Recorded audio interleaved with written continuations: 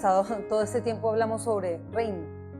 El reino de los cielos se ha acercado, decía el Señor Jesús, y ese mismo reino, esa genética de reino, esa cultura de reino está dentro de nosotros cuando el Espíritu Santo es nuestro amigo y nuestro compañero. Hemos estado hablando acerca de los principios del reino y por ahora, bueno, seguimos en la misma línea. Quiero que vayamos directamente al Salmo 30, verso 11 y 12, vamos a leer en la NBI.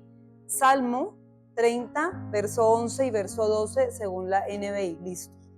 Dice: convertiste mi lamento en danza, me quitaste la ropa de luto y me vestiste de alegría, para que te cante y te glorifique y no me quede callado. Señor mi Dios, siempre te daré gracias. Amén. Algo que al Señor le agrada es un corazón agradecido. Algo que adora a Dios es un corazón agradecido. Y algo que al Señor le molesta y le incomoda es la ingratitud en la gente. Es algo que es contrario a Dios. Él ama los corazones agradecidos. Dice que Él ama a aquel que también da con alegría. Y eso es parte de la gratitud. El dar es parte de la gratitud. Ahora, dice acá en este salmo habla de que hay un cambio radical en cuanto a una situación. Nosotros debemos ser conscientes de algo, y es que las situaciones y las circunstancias que nosotros vivamos y atravesemos no nos pueden definir. Nunca una circunstancia, por muy buena que sea, por muy excelente, por muy próspera, por muy gloriosa que sea, no puede definirnos a nosotros. ¿En qué sentido? ¿Por qué? Porque mucha gente se envanece cuando toca puntos de gloria, y es la gloria de Dios que ha sido conferida, que ha sido compartida, que ha sido entregada. Dice que el Señor se mueve en gloria a favor nuestro, y es incorrecto cuando una persona se envanece recibiendo esa gloria de Dios. ¿Qué es gloria de Dios? Es el poder de Dios peleando para defendernos y para establecernos en la tierra de la promesa. Esa es la gloria de Dios. Dice que la gloria como tal de Dios Él no se la entrega, no se la comparte a nadie, pero también dice que el Señor nos viste de gloria. Y en ese sentido tenemos que ser humildes y entender que si Él es el que nos vistió, corresponde a Él la gloria, no es nuestra, es de Él. Y no podemos envanecernos. Ahora, una situación como esa, digo que no nos puede definir, porque hay gente que se vuelve tan orgullosa. Hay personas que se envanecen y que ya terminan menospreciando a las demás personas cuando tocan puntos de poder o de gloria o de bendición. Y eso no puede definir una vida. Si a ti te define lo que tú tienes, entonces tú eres muy pobre, porque a nosotros no nos puede definir lo que tenemos.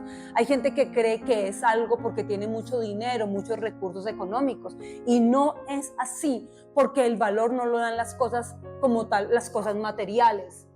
Decía el Señor Jesús: es más importante el cuerpo que lo viste. Son más importantes ustedes y valen mucho más. Entonces, en ese orden, según la enseñanza de Jesucristo, nosotros tenemos que ubicarnos que por más bendición que podamos recibir de parte de Dios, eso no nos define. Y tampoco cuando atravesemos circunstancias de oscuridad y de tempestad, tampoco nos definen. No nos definen las circunstancias adversas, no nos ponen en una condición menospreciante ante los ojos, aunque la gente lo puede hacer, ¿no? Menospreciar a alguien cuando está en medio del proceso, pero no es así a nuestros propios ojos, y muchísimo menos a los ojos de Dios. No podemos caer en ese error, porque las circunstancias no nos definen, ni sean buenas ni sean malas, no nos definen. ¿Qué nos define a nosotros? Nuestra posición en Cristo. Eso sí nos define, la posición, pero no las circunstancias ni las situaciones. Por buenas o por malas que sean, eso no nos define a nosotros. Ni lo que yo tengo me define, ni lo que no tengo tampoco me define. A mí me define mi posición en Cristo. Tanto así que el apóstol no dejó de ser apóstol en medio de la tempestad y en medio de la tormenta. En mi devocional esta mañana leí justamente el capítulo en Hechos 27, cuando enfrentaron esa tempestad y esa tormenta que casi se muere todo el mundo.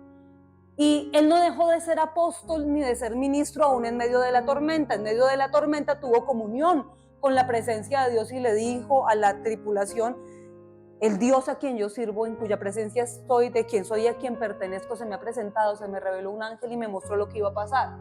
Es decir, la tempestad que ha enloquecido a todo el mundo, que los tiene locos porque entraron en un tiempo de locura, donde los custodios querían matar a todos los presos y los marineros querían arrojarse del barco para salvar sus vidas y abandonar el barco, donde todo el mundo en un momento de caos, los que se supone que son más diestros para conducir el barco quieren abandonar a todo el mundo y les importa 5 la seguridad de los que están allí. Y los que ocupan un cargo militar o sí, de custodios de los presos, les importa más el cumplir con un deber de no dejar escapar a los presos, y ya han dictado ellos sentencias sin ser ellos quien deben tomar esa decisión y deciden acabar con la vida de todo el mundo. En un momento de caos, de locura, porque hay una locura colectiva, y el único que en medio de semejante locura mantiene firme su posición, porque la posición no lo define a él, es el apóstol Pablo. Y es el único que los llama a todos a la cordura. Nuestras situaciones no nos definen. La gente va a querer definirnos y rotularnos por las situaciones que estamos atravesando. Nos quieren poner un rótulo, nos quieren poner un sello, nos quieren poner muchas cosas encima. Pero el sello que nosotros tenemos en nuestra vida es el sello del Espíritu Santo, no tenemos otro. Y la posición que tenemos es la posición de hijos de Dios. Y la posición y la autoridad que tenemos nosotros delegada por Él es que nos entregó un gobierno en esta tierra. Como hijos de Dios tenemos gobierno en esta tierra para atar y para desatar, para edificar pero para derribar, para plantar pero para desarraigar también. El poder de la vida y de la muerte está en la boca nuestra. Nosotros tenemos una posición de reino, de hijos del reino. No nos define ninguna situación, por complicada que parezca o por buena que parezca. ¿Vamos? Entonces dice acá, convertiste, acá vemos un tema de situaciones. En todo el Salmo 30 usted lo lee completamente y va a verlo. Vemos un tema de situaciones y circunstancias, que son cambiantes las circunstancias. Y dice, convertiste, porque el único que puede convertir el desierto en ríos de aguas cristalinas es el Señor. El único que puede hacer que la tierra árida se vuelva fértil es el Señor. El único que puede abrir la matriz estéril es el Señor. El único que puede traer de la muerte a la vida es el Señor. Por eso a Él lo amamos y lo adoramos. Él es el único, Él es nuestro Rey, nuestro dueño. Y Él es el único que puede convertir el lamento en danza.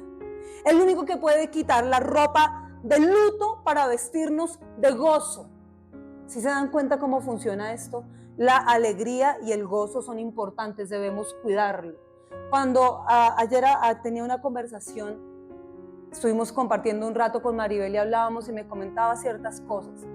Y veíamos como alguien que allá en España se enferma constantemente porque sus defensas se bajan por causa de su estado de ánimo. Y caíamos en cuenta de lo que la palabra dice. Volvemos a lo mismo, el gozo del Señor es nuestra fortaleza, es la fuerza. Por eso debemos vestirnos de alegría, es lo que el Señor nos entrega, gozo, alegría. La amargura no puede anidarse jamás en nuestro corazón. Nosotros no podemos darle el gusto al enemigo de amargarnos, no podemos permitirle a él que nos amargue. Obviamente hay situaciones magras, hay situaciones amargas. Es inevitable después de pasar un desierto tener sed muchas veces y encontrarse con un manantial y al probarlo decir está amargo. Pero en ese mismo momento el Dios que cambia las circunstancias, que tiene el poder para cambiar lo amargo en algo dulce, hace el milagro. ¿Qué era triste en ese episodio de las aguas maras? Que el pueblo no quería creer. Y viendo todo el despliegue de las 10 plagas poderosas, la soberanía, el poder, la fuerza, toda esa gloria de Dios, porque gloria de Dios a veces la gente cree que es algo como medio ñoño, la gente se imagina que la gloria de Dios es ñoña, la gente se imagina que la gloria de Dios son cantos gregorianos y que todo el mundo se viste mustio y que nadie puede sonreír. La gente piensa que la gloria de Dios es una cosa rara, religiosa, no sé, como que lo ligan al medioevo y quieren ponerle misticismo. La gloria de Dios se manifestó en las plagas que golpearon a los enemigos y opresores del pueblo que le pertenecía al Dios eterno. Eso es gloria de Dios. Esa es la gloria de Dios. Y a la gente se le olvida que la gloria de Dios es eso también. La gloria de Dios también es muerte. Oh, ¿por qué? Porque mató a los primogénitos de los opresores, desde el ganado hasta los hijos primogénitos, de los que oprimían al pueblo de Dios. Y eso también es gloria de Dios. ¿Ven? Esa es la gloria de Dios. Por eso a Dios se le respeta y se le debe temer, porque el Dios que da vida también puede matar. Y decían que su temor no sean los hombres, que su temor sea Dios, el único que puede matar el alma después de que el cuerpo también muere. La gente le tiene miedo al que mata el cuerpo, pero hay que tenerle miedo y temor al que puede matar aún después de la muerte. Ese sí merece respeto, el Dios poderoso. No podemos andar jugando con esto. Dios es un Dios celoso y un Dios glorioso. Debemos respetar. O sea, a Él se le acerca a uno con respeto, con honra. No podemos tratarlo, es que Él es mi parcero, como mucha gente dice, es que Él es mi parce. No, espérate que tú no sabes de quién estás hablando. Si Dios es amigo también, y es una parte de sus atributos, esas cualidades que lo componen a Él, la amistad, sí. Hay una amistad, una intimidad, una cercanía, es innegable. Pero a mayor intimidad, mayor respeto. A mayor cercanía, mayor respeto. ¿Qué valoro yo en una persona? De verdad, ¿qué puedo valorar yo? Que yo abra mi corazón como barro, como polvo que soy, porque soy polvo y soy barro. Que yo pueda abrir mi corazón y ser quien soy. ¿Ven? Y que aún así las personas no estén observando el barro que ven delante, sino ven lo que hay dentro de ese barro. Eso lo honro y lo valoro yo, porque hay gente muy irreverente. No a todo el mundo se le puede abrir el corazón. No a todo el mundo, porque el que tiene acceso a tu corazón también tiene acceso a lo que eres tú y puede herirte en algún momento. ¿Y qué honro yo en una persona que tú puedes llorar, mostrar tu vida como es, porque somos cartas leídas finalmente? Y que aún así honra lo que Dios ha depositado en ti. No por ti, no por el barro, sino por el Dios que vive dentro. Ese es el respeto. Entender que dentro de cada vasija está una porción del Espíritu Santo y que muchas veces no entendemos que cuando estamos golpeando el barro, estamos también atacando lo que vive dentro de ese barro, de esa vasija que es el Espíritu Santo. Por eso debemos cuidar nuestra boca cuando hablamos de las personas y las definimos en sus circunstancias. ¿Ven? ¿Por qué? Porque al definirlas según las circunstancias, no estamos entendiendo que Dios es un Dios de poder, que para Dios es nada levantar del muladar al menesteroso, del polvo al pobre y hacerlo sentar con los príncipes de su pueblo, porque Él es Dios soberano, porque lo vil y lo menospreciado, cuando llega el tiempo, Dios dice, ya, lo escojo, es mío, me pertenece, y dice, me viste de alegría. Pero entonces aquí hay algo que me gusta en el versículo 12 y dice, para que yo te cante y te glorifique y no me quede callado. ¿Para qué el Señor hace una obra transformadora en nuestras vidas? Isaías 61, verso 2 al 3 en Palabra de Dios para Todos dice, hemos estado mucho en Isaías porque eso es creo que es el punto central de la escritura, en serio. Miren, vamos a mirar en el versículo 2. Dice, me eligió para anunciar el año en que el Señor se mostrará favorable y el día en que nuestro Dios se vengará. Me eligió también para consolar a todos los que están tristes, para darle al pueblo afligido de Sión una corona en vez de cenizas, aceite de alegría en vez de luto, vestido de alabanza en vez de espíritu triste. Ellos serán llamados robles de justicia, la planta gloriosa del Señor. Amén. El Señor habla de algo. En Isaías 61 ustedes lo pueden ver claramente. La obra del Señor. Hablábamos en días pasados, hace ya tal vez 2-3 meses. El Señor sana corazones, libera cautivos, libera presos, o sea, es una obra. Y luego viste de esta manera, en el versículo 2, dice, Él cambia nuestra manera de vestir, Él quiere quitar el luto. Sí, es cierto que hay tiempos de vivir en luto. Hay un tiempo permitido para el luto. Hay un tiempo que se permite de duelo y de luto, pero eso no puede ser la constante. Hay que salir de ese bache, hay que salir de ese hueco. Se vive el luto, se vive el duelo, se asume con madurez y con espiritualidad. Se asume, pero hay un punto donde yo ya debo llamarme a la cordura, al dominio propio y entender lo que la palabra a mí me dice y creerla para que se haga parte de mi vida. Al que cree todo le es posible. El que cree, crea. El que cree, crea. La palabra creer viene de crear. Cree, crea. Entonces, cuando yo creo, se crea en mí un corazón nuevo. Cuando yo creo, se crea en mí un traje totalmente nuevo. Ya no es la ropa de luto, ni de silicio, ni de ceniza. No es esa cama triste en la que ellos se acostaban, que les recordaba el dolor y no los dejaba dormir en paz. Era un luto fuerte el que ellos experimentaban. Se cubrían de ceniza, se ponían ropas ásperas cuando estaban de luto. La cama era una cama de silicio y era un tiempo de dolor, sí, pero había un tiempo donde ya el Señor dice, no más. Porque la tristeza, como decía el apóstol Pablo, no puede consumir. Disciplinen hasta cierto punto y la disciplina es buena. Hasta cierto punto de dolor. Pero ya hay un momento donde ya se tiene que cortar eso. ¿Por qué? Porque uno puede acabar a una persona a punta de tristeza. Hay un momento del luto, de la disciplina, pero hay un momento donde ya, si lo aplico para otros, también lo tengo que aplicar para mí. No puedo quedarme hundido en eso, porque no puedo, o sea, no es correcto, no es lo que la Biblia enseña. Entonces, hablando de esto, dice que el Señor nos va a cambiar la ropa y dice que Él nos muestra su año favorable.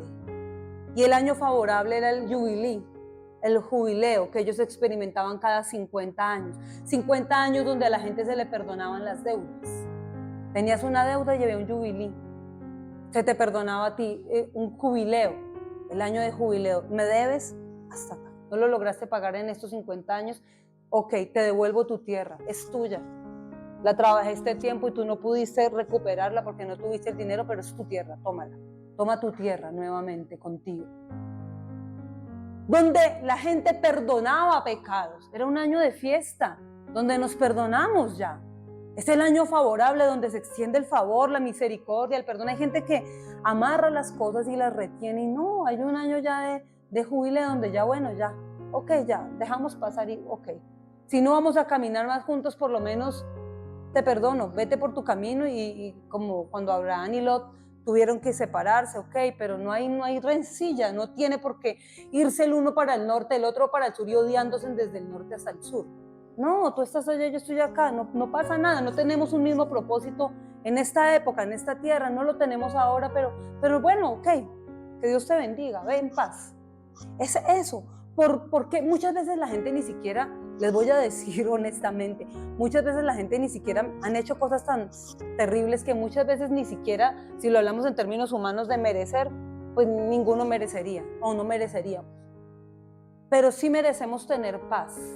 Por más duro que haya sido la ofensa, la rencilla, la amargura que me causaron, yo merezco tener paz y aunque la persona no reconozca nunca, porque hay gente que nunca va a reconocer todo el daño que hizo y se anclan en sus posiciones y son hiper mega radicales, pero por mi propia paz, suelto el luto, te perdono, te dejo libre, me sano de ti y ya, porque merezco tener paz. Más que ganar un conflicto, a veces es mejor tener paz, ¿cierto? Entonces, dice en el Salmo 30 que el Señor convierte nuestro lamento en danza y nos cambia. Pero entonces nos habla de un para qué. ¿Para qué? ¿Para qué? ¿Para qué? Acá dice que cuando en Isaías 61:3 dice que cuando nosotros pasamos por todo este proceso de sanidad, de liberación y de una restauración, dice que vamos a ser llamados plantíos del Señor y robles. Usted sabe que no hay nada más fuerte que un roble. Cuando se quiere decir que alguien tiene un carácter firme o que tiene una salud muy fuerte, se dice es un roble. El viejo es un roble, la vieja es un roble. Hay gente que es un roble y hay gente que son como antes lo fue Pedro, una caña que se quiebra fácilmente, todo les duele, todo. Ustedes saben. son bien ofendibles, todo les irrita, todo hace viento, les molesta, hace sol también, si llueve también, pero en fin, hay gente que se irrita por todo les molesta. Sí, son bebés, al bebé le molesta la luz, llora, al bebé le molesta el frío, llora, al bebé le molesta la ropa, llora, le molesta el pañal, llora, tiene hambre, llora por todo. Hay gente que es tan bebé. Hay gente que es incorregible, hay gente que no se le puede decir nada, todo les duele, todo les irrita, todo les molesta. El Señor dice, hay un punto ya de restauración, te tienes que vestir diferente para que seas un roble. Cuando una persona es tan ofendible, lo único que está demostrando es que uno, no ha sido sanada, dos, le falta mucha liberación y tres, le falta vestirse, soltar ese traje de luto y vestirse de la manera correcta, que es en el gozo de Dios. Eso es lo que simplemente, ese mensaje te lo están gritando. Cuando son tan irascibles, irritables y reactivos, lo único que te están revelando a ti, mira, me falta sanidad interior, necesito una buena dosis de liberación y aparte de eso, necesito abandonar la ropa de luto y vestirme de la manera correcta para ser un roble, para ser alguien fuerte, firme y estable. Decía en el Salmo, dice, yo tengo que cantarle a Dios después de que esto pase, dice, no me voy a quedar callado. ¿Qué es lo que espera el Señor de ti? Ustedes lo leen en Isaías 61, más adelante lo dice, reconstruirán, edificarán, trabajarán. ¿Para qué el Señor te sana, te libera y te restaura? Para que sirvas, para que sirvas. No, para que luzcas tu nuevo traje, el óleo, la corona que Dios me puso. Soy hijo de Dios, sí, ok, pero ¿y como hijo de Dios qué estás haciendo? ¿Qué tanto estás dispuesto a ponerte ese traje de overol que se puso Jesús? Que se quitó el manto, se lo amarró, se lo puso de delantal para lavar pies como si fuera el esclavo más insignificante de la casa. ¿Qué estás haciendo tú? Porque si el Rey del Universo fue capaz de quitarse su manto, cubrírselo como si fuera un delantal y hacer el trabajo más indigno en su época, si siendo el Rey del Universo nos dio ese ejemplo, ¿qué estás haciendo tú por el reino de Dios? ¿Qué haces tú? ¿Cuánto oras tú para que el reino se establezca y se extienda? ¿Cuánto siembras de tu amor, de tu servicio, de tus finanzas para que este reino siga creciendo? ¿Cuánto haces tú por ese reino? Porque eso va en todos los sentidos. La suegra de Pedro fue sanada, estaba tendida en una cama, prendida en fiebre, pringada en fiebre. Usted sabe que una fiebre inclusive puede llevar a una persona a convulsionar y a morirse, ¿cierto? Es delicado el tema de la fiebre. Y la mujer estaba tendida en una cama y el Señor Jesús la sanó. Y cuando la sana, lo próximo que usted ve en la historia es que ella se levanta. ¿A qué? Y le servía. Ella no dijo, ay, no, por fin, he pasado noches tan dolorosas, esta fiebre no me dejaba dormir, la molestia en todo el cuerpo y el malestar eran tan horribles que voy a dedicarme por lo menos estos días a mi propio descanso. Necesito recuperar energía y descansar. Me estaba deshidratando de esa fiebre, ahora sí voy a descansar, no me moleste. Déjenme todo oscurito que quiero dormir. Y dice, me sanó Dios, ¿qué voy a hacer para Él? Y empieza a servirles, se pone el delantal y empieza a servir, a servir, a servir. Entonces nosotros tenemos que aprender de los ejemplos que están en la palabra, hay que servir, hay que aprender a servir. Y que todo lo que yo haga dentro de mi servicio sea enfocado a engrandecer el nombre de Dios. La gente a veces quiere cosas muy, muy vistosas y muy llamativas, a la gente le gusta más el boom de las cosas. Pero todo servicio comienza en la prueba. Todo lo que llega a ser grande empieza por ser probada. Yo me acuerdo una vez hace muchos años atrás, predicando, enseñando y empecé, ya el Señor me llamó a empezar la iglesia y no había quien cuidara a los niños y yo la verdad, de cuidado de niños solamente el cuidado que tuve con mis dos hijas. Y cuando uno tiene sus hijos, Dios lo dota de una unción especial para bañar, para cuidar y todo esto. Después de estar enseñando, predicando y haciendo muchas cosas académicas dentro del ministerio, no había quien cuidase niños y yo terminé cuidando niños, limpiando pañales, sonando mocos, peinando caritas, lavando caritas, llevando el refrigerio, dándoles todo que no se me atoren, o sea, bebés, niños, todo tenía los corrales donde se acostaban, ¿sí te acuerdas, Sara, un poco? Sí, tenía los corralitos donde acostaba a los bebés, las colchoneticas para sentarlos, tenía que tener 1000 ojos, porque era la única persona a cargo de un mundo de niños, que parecían todos pollitos detrás mío sin tener ni 5 de experiencia en el cuidado de niños. Y yo, un día cuando me vomitaron a mí, cuando un nene de estos me ha vomitado, yo decía, ese día pensé y dije, Dios mío, de verdad me estás enseñando algo con todo esto. Cabello vomitado, chaqueta vomitada, camisa vomitada. Yo dije, Señor, gracias, porque me estás formando en humildad para amar tu obra. Y yo le pregunté, ¿por qué estoy acá? Limpiando popó de pañal ajenos, ¿sí me explico? Un poco más complicado. Yo decía, Señor, ¿por qué me tienes acá? Y yo le daba tantas gracias a Dios por ese momento, porque decía, Dios, me estás formando. Y fue ahí donde empieza el inicio de lo que es Kingdom, donde empieza nuestra iglesia, nuestro ministerio como tal. Miren, a veces las personas quieren hacer cosas, sí, eso le gusta a todo el mundo, pero ¿quién está dispuesto a cambiar pañales, a limpiar mocos ajenos, a cuidar? Perdón, tal vez suena grotesco lo que les cuento, pero es parte de la cotidianidad. Tenemos que aprender a formarnos cuando lavamos los baños de la iglesia, cuando nos toca mirar los carros de la iglesia, cuando tenemos que limpiar el salón de la iglesia, que todo lo que hagamos lo hagamos con tal excelencia y con tal amor. ¿Por qué? De nada me sirve hacer todas esas cosas que parecieran no gratas con una mala actitud, porque en ese momento mi adoración estaría truncada.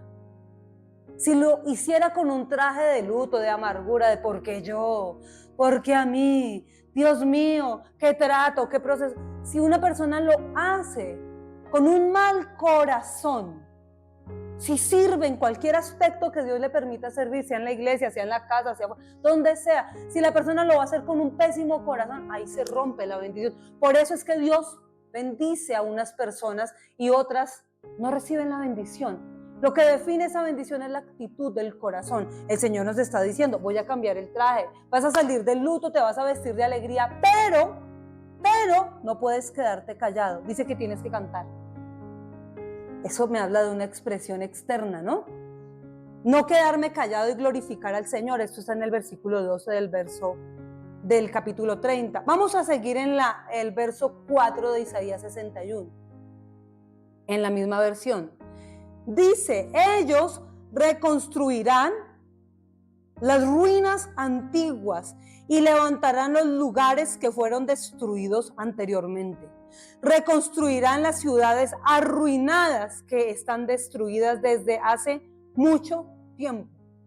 Miren, está la unción de reino. Tal vez tú has visto cosas que están en ruinas. Dice acá, lugares que fueron destruidos anteriormente, cosas que ya tuviste. ¿Cómo se ve algo que ya está destruido? Da tristeza pasar por una edificación que la dejaron caer y que ya lleva mucho tiempo así, peor, porque algo que está como en reparación y como que es reciente, tan bonito que es ver una edificación nueva, ¿no? Ay, tan lindo ese edificio nuevo que ha acabado, se ve precioso, lo levantaron rapidísimo, mira uno edificaciones nuevas y uno dice, wow, qué ingeniería, qué arquitectos, o sea, cómo se ha modernizado la ciudad. Pero qué triste es ver una casa abandonada, pero más triste aún verla abandonada por mucho tiempo, porque es peor. Cada vez la destrucción y la erosión se hace más palpable, más visible. Hasta miedo da pasar por ahí, porque no hay nada más riesgoso que pasar por una casa que se está cayendo, ¿no? Sí, uno de esas casas viejas de la Candelaria, el lugar histórico, que tú las ves como con maderas, uno dice, mejor paso por el otro andén, las miras de lejos, mejor paso por aquí, porque uno no sabe, no se puede confiar, a eso voy. Y hay gente que está completamente destruida, y la gente que está completamente erosionada y rota es a veces no confiable, en el sentido de que en cualquier momento se desploman y hacen daño. Pero el Señor nos está diciendo acá, esto no es para tener miedo ni huir. ¿Qué es lo que dice? Dice, ustedes van a reconstruir esas ruinas antiguas. O sea, es una unción de Dios. Es la unción que Dios nos entrega para reconstruir lo que está destruido hace mucho tiempo, ruinas, ya se ve antiguo. Y el Señor nos da la unción para reconstruir, dice, levantar los lugares que fueron destruidos anteriormente. Mira, cuando habla de un lugar no solamente te habla de una posición, solamente el Señor nos está hablando de una posición geográfica. Cuando el Señor nos está hablando de esto, nos está hablando de personas que están arruinadas, de personas que están quebradas, que están rotas, esas personas que necesitan conocer a Dios, restaurar su vida con Dios. Y dice que nosotros somos llamados a eso. Tenemos que pararnos en autoridad. Y aunque estamos en el mundo, no peleamos como pelea el mundo. Dice que las armas de nuestra milicia no son carnales, sino son poderosas en Dios para destrucción de fortalezas y para derribar argumentos. Toda altivez que se levante en contra del conocimiento de Cristo. Eso es lo que nosotros tenemos que hacer en oración. Porque si bien es cierto que el Señor nos dio la unción para restaurar vidas y para ayudar en el proceso de sanidad, también es cierto que hay personas que desde su ruina o su destrucción pueden atacarte muchas veces y herirte. Y tenemos que hacer esto con mucha prudencia y con mucha sabiduría. Esto se gana primero en oración. No pretendas hacer algo en la carne cuando es netamente espiritual lo que se necesita.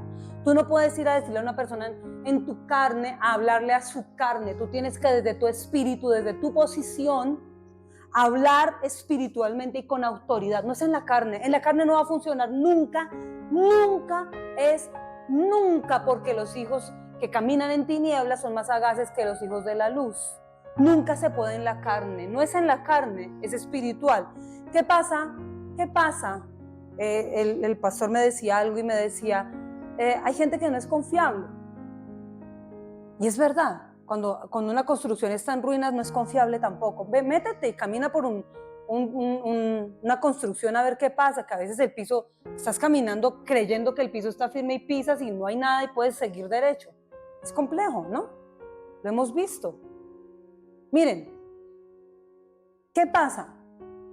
Cuando una serpiente se ve acorralada, por instinto ella ataca y del veneno que tiene reservado es lo que bota, ¿cierto? Es lo que bota.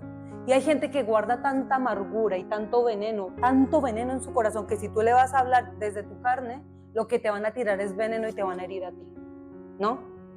¿Y qué me viene a decir a mí? ¿Y de cuándo acá? ¿Y usted qué se cree? ¿Acaso usted es perfecto? ¿Acaso usted no ha visto sus errores? Y empiezan a sacarle a usted todo el barro que lo compone, porque finalmente todos somos barro. Y empiezan a sacarle cosas de hace 1000 años que usted hizo hace en su pasada naturaleza o quién sabe hace cuánto. Y le empiezan a recordar, pero ¿eso cuándo pasó? Yo ni me acuerdo, porque si Dios se olvidó, yo también me olvidé de eso. ¿De qué hablas? ¿De qué hablas, viejo? ¿De qué hablas, viejo? ¿En serio? ¿De qué me hablas? No sé de qué hablas. Pero esa gente tiene una memoria fotográfica increíble. Sacan cosas, me impactaba algo que escuché en estos días. Sacan cosas de hace más de 20 años, para ser más exacta 24, 25 años atrás. Sacan cosas de hace 25 y 24 años atrás. Me acuerdo que una vez en una Navidad tal cosa. ¿En serio? Y ni siquiera yo fui el causante de esa herida. ¿Por qué te causas una herida si ni siquiera yo fui el que lo hice? La gente que guarda veneno, cuando se siente así, como están tan destruidos, cuando se sienten acorralados, empiezan a lanzar veneno para herirte.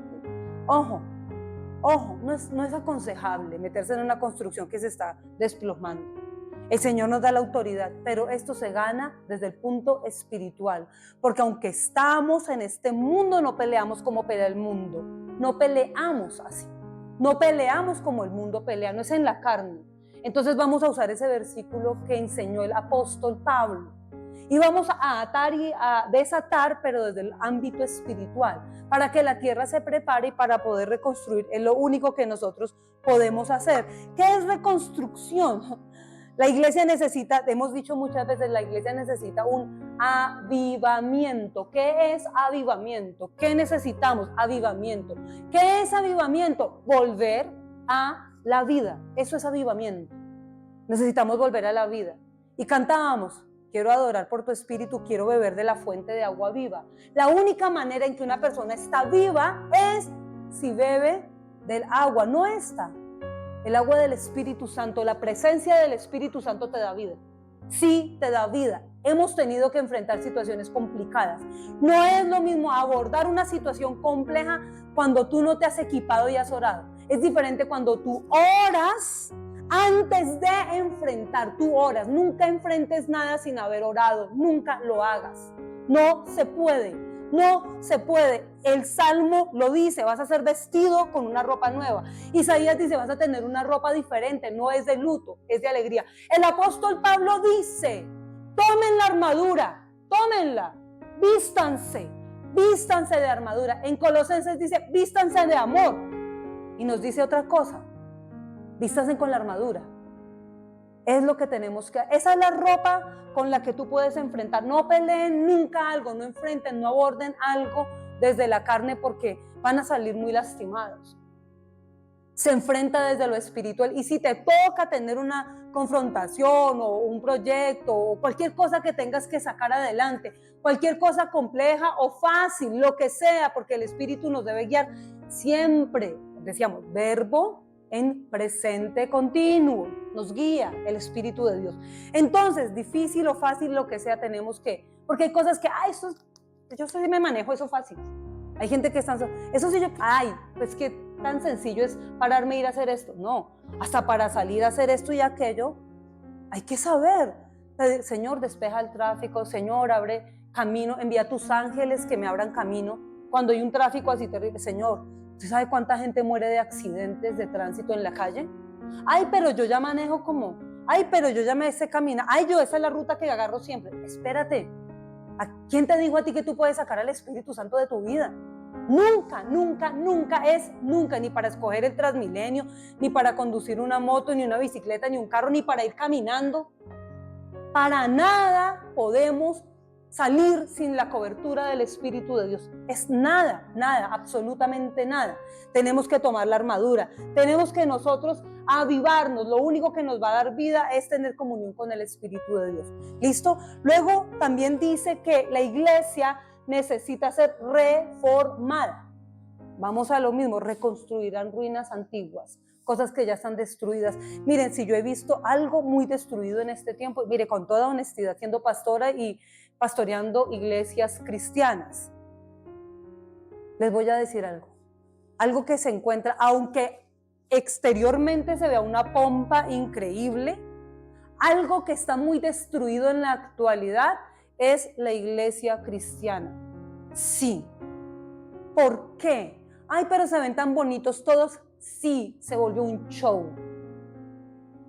pagado, contratado, se contratan, se hacen tomas llorando, tomas así, todos vestidos así, tomando, o sea, hay un esquema y hay una industria que se ha levantado que vende y mueve millones de pesos, millones de dólares, millones de millones. Es una empresa multimillonaria. Eso de verdad vende, porque la gente quiere ser cristiana de moda, o sea, como aquietar conciencia. Yo soy cristiano, pero no esos fanáticos de hace 20, 30 años, no, o sea, yo soy cristiano moderno, y te lo dicen en la cara, yo soy un cristiano, pero moderno. Entonces hay un show alrededor de ese cristianismo moderno que se ha levantado, hay una parafernaria ya toda establecida, un performance pagado, hay empresas encargadas de hacer esto y aquello y todo, miren, todo está diseñado. Hay que ser genuinos y hay que adorarlo a Él desde acá, desde lo más íntimo de nuestro corazón. Así se le adora a Él. Es la manera, Jesús dijo, en espíritu y en verdad. No es todo eso externo. La iglesia se encuentra en una forma que no es la suya. ¿Qué es iglesia? Eclesía. La componen dos palabras en el griego, y es la primera que es sacar, fuera. Es una asamblea que sale de. Eso es eclesía. La palabra griega es eso justamente. Acá en Isaías vemos, ustedes van a ser llamados a reconstruir, pero para que esto ocurra, la iglesia tiene que reposicionarse. ¿Sí? La iglesia tiene que avivarse y tiene que reformarse. No puede ocurrir eso siguiendo esa corriente moderna, ese worship moderno no puede, la iglesia no está, y en este tiempo menos. Estamos tan acomodados. Decía alguien, tenemos la comodidad de los cafés como Starbucks, tenemos nosotros acá en Colombia, orgullosamente. Amo a mi tierra como a mi mamá, decimos. Tenemos a Juan Valdés, símbolo nacional. Cafeteros somos. Entonces la gente ya tiene acá, la comodidad, hay tanta comodidad, en serio. La gente está tan cómoda, Adoremos a Dios así.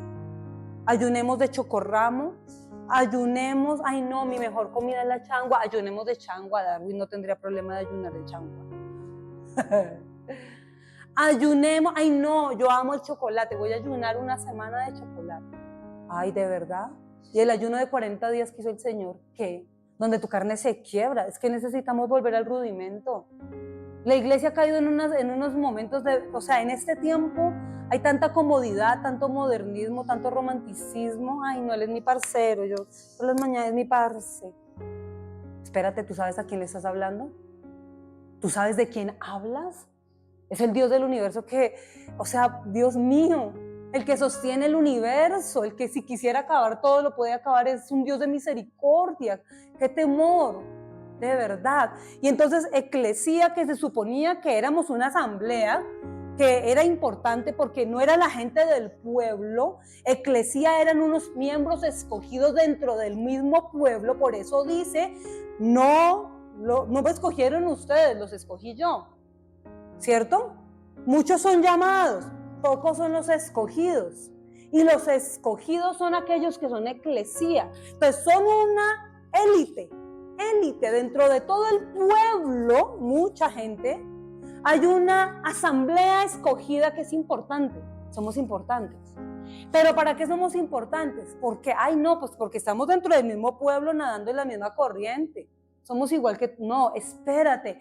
Eclesía, caleos, afuera, salir. Salgan de en medio de ellos y no toquen nada inmundo. Ay, no, hay gente que recortó ese versículo de la Biblia. Salgan de en medio de ellos y no toquen nada inmundo. Es la escritura, es el mandato, eclesía. Debe salir. Ay, pero entonces ¿para dónde nos vamos? ¿Para Marte? ¿O nos vamos a una zona selvática y hacemos nuestro campamento allá y nos vestimos todos iguales? No, discúlpenme, no se trata de eso. No te pido que los quites del mundo, sino que los guardes del mal. Estamos acá para hacer luz y la luz brilla en medio de la oscuridad. Pero la eclesía no se mezcla. No puedes mezclar lo santo con lo profano, porque cuando tú mezclas lo santo con lo profano te vuelves un apóstata. Y la apostasía es delicada porque, para un punto de retorno, el apóstata está blasfemando todo el tiempo contra el Espíritu Santo. ¿Y qué dice la Escritura? Bueno, ustedes lo han leído también. Entonces, la iglesia necesita ser avivada, reformada y, ¿qué dijimos? Reconstruida. Eso es lo que necesitamos. ¿Y dónde comienza eso? Cada uno de nosotros. Entonces acá dice la Escritura, y en este momento, cuando cambie el vestido, serán llamados robles de justicia, la planta gloriosa del Señor. Amén y amén. ¿Quién quiere ser roble? Vamos a orar.